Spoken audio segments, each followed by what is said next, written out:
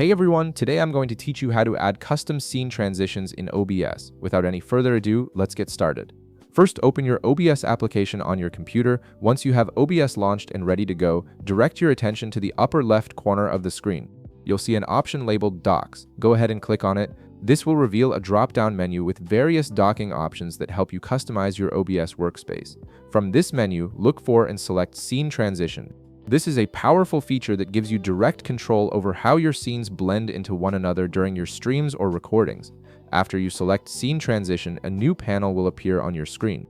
This is where you'll manage all your transition settings and create custom effects between your scenes. Now, within this newly opened Scene Transition panel, you'll notice a small plus icon. Click on this plus icon to add a new transition type.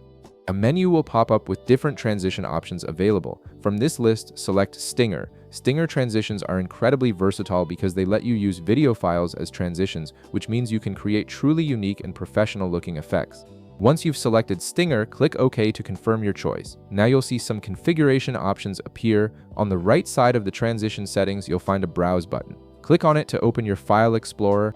This is where you'll select the custom transition file you want to use. Navigate through your folders and locate the video file you've prepared for your transition. Once you find it, click on the file to select it, then click Open to import it into OBS.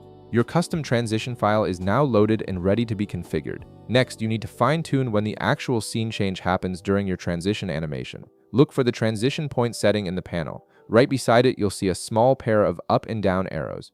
These arrows allow you to adjust the transition point value, which determines the exact moment during your video file when the scene switch occurs. Click the arrows to increase or decrease this value until you find the timing that looks best for your specific transition. This step is crucial for making sure your transitions feel smooth and natural.